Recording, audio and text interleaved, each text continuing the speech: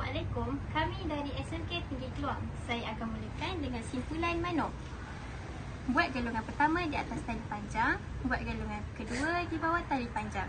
Ambil galungan kedua, letakkan ke atas gelung pertama. Ambil kedua gelung, masukkan ke dalam kayu. Ketatkan. Fungsi simpulan manuk adalah untuk mengikat kemah pada kayu. Selain itu, untuk mengikat bot atau sampan pada kayu. Seterusnya, saya pula akan membuat ikatan silang. Ikatan silang ini dimulakan dan diakhiri dengan simpulan manuk.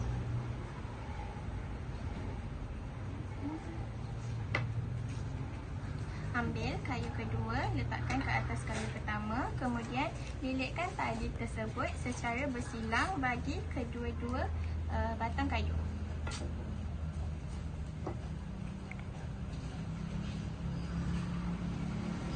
Apabila kita buat ikatan silang ini, kita akan mendapati terdapat persilangan pada kedua-dua buah kayu tersebut. Ikatan ini fungsinya adalah untuk menghubungkan dua batang kayu secara bersilang. Ikatan ini boleh digunakan bagi membuat gadget kerana ia merupakan ikatan yang kukuh dan stabil. Ianya hendaklah dibuat dengan kemas.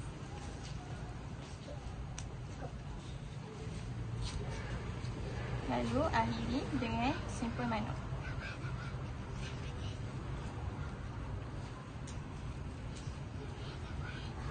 Seterusnya, ikatan balak. Pertama, bahagikan tali kepada dua bahagian, panjang dan pendek. Kemudian lilitkan ikatan yang pendek ke belakang tali yang panjang. Seterusnya, simpulkan ia ke dalam ikatan tersebut. Kemaskan. Ikatan balak ini digunakan untuk mengangkat dan menarik beban yang berat. Selain itu, boleh juga digunakan untuk memulakan dan mematikan ikatan. Ikatan terakhir adalah lilit dua simpul. Ikatan ini dimulakan dengan meletakkan satu tali di atas satu kayu dan lilitkan sebanyak 2 kali. Kemudian tali yang pendek kita letakkan di atas tali yang panjang, kemudian ikat sebanyak 2 kali juga. Ikatan ini biasanya digunakan untuk mengikat hujung tali agar lebih kemas dan tidak longgar. Selesai.